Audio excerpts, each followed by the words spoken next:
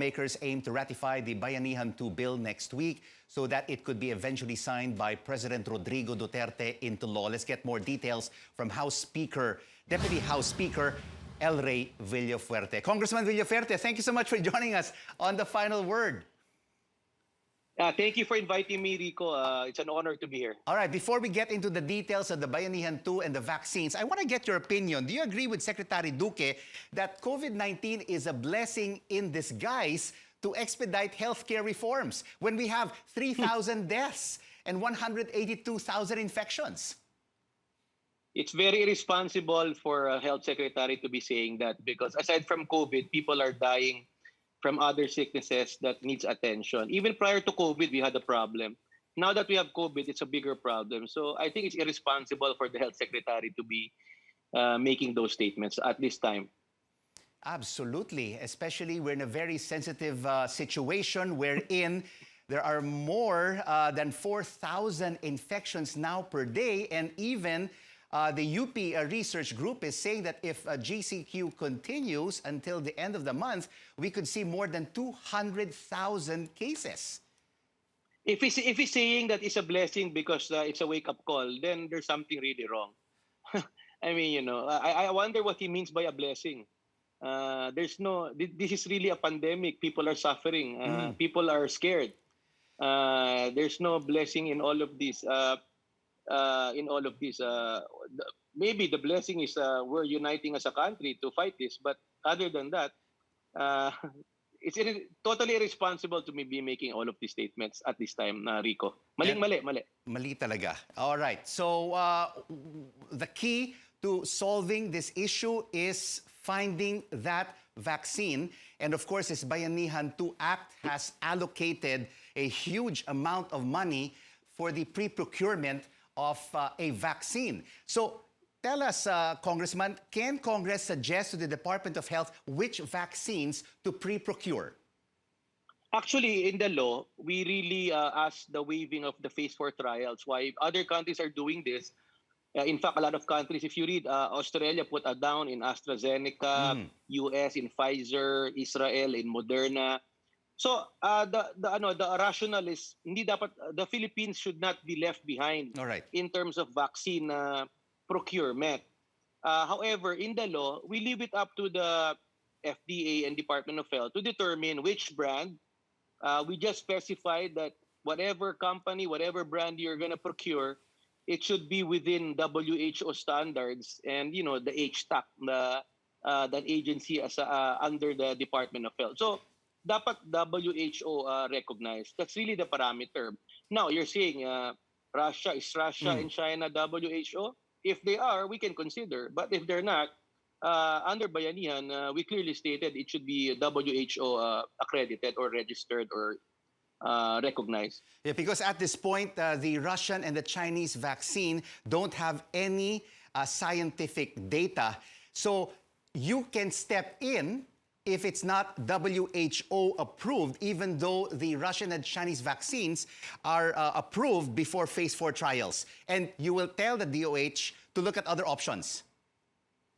Definitely.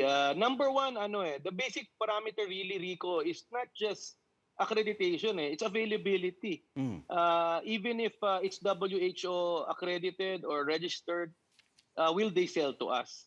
Because the trend really is they'll sell first to bigger countries who put a down earlier. So this is really where it comes in. I think the present intention is really good in the sense that China and Russia are offering to supply us. So in that sense, at least we have an assurance from two countries in getting the vaccine. But again, it does not stop the DOH and the executive from procuring from more like Pfizer and these multinational companies who have a better track record. All right, Congressman Villafuerte, before this bicameral committee meeting, I spoke to a lot of congressmen and senators, and they said 140 billion or 165 billion pesos is not sufficient to jumpstart the Philippine economy.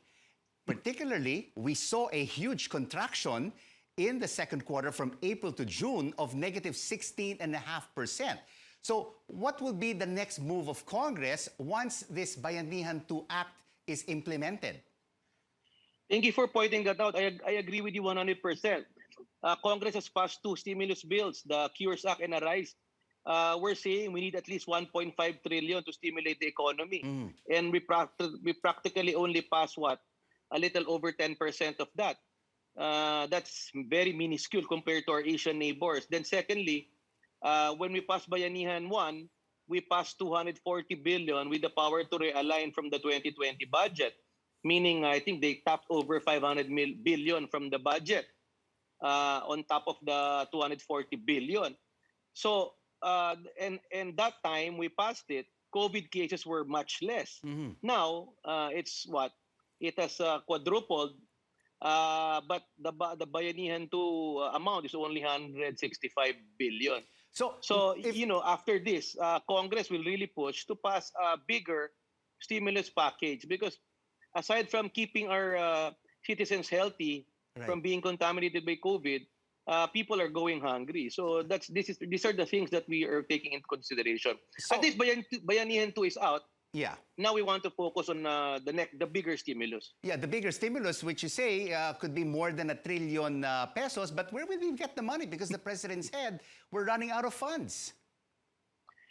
Yeah, there are parameters and benchmark. Other countries are borrowing money first. I think we can borrow money.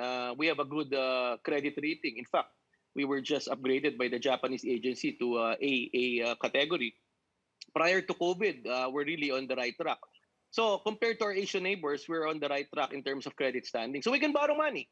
It's a matter of how much and when. Secondly, does it always have to be to borrow money from foreign lenders? Why not unload some of our government assets?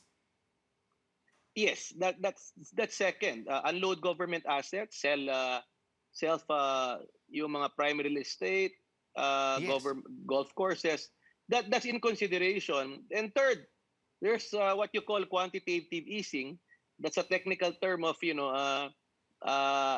actually zero interest selling, rates. Basically. No, selling and buying back treasury bills. It's practically printing money. But that's inflationary, Congressman Villafuerte. We understand that, but you have to weigh the consequences because our neighbors are doing it. Vietnam is doing it. Indonesia is doing it. The U.S. government is doing it.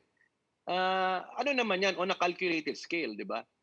I mean, inflation is really a worry, but what we really need to do now is stimulate demand and consumption, di ba, Rico? If you don't stimulate, we're a demand consumption-led economy. If you don't stimulate the demand and consumption, a year from now, while other countries have already recovered or starting to recover, we might still be in the ICU.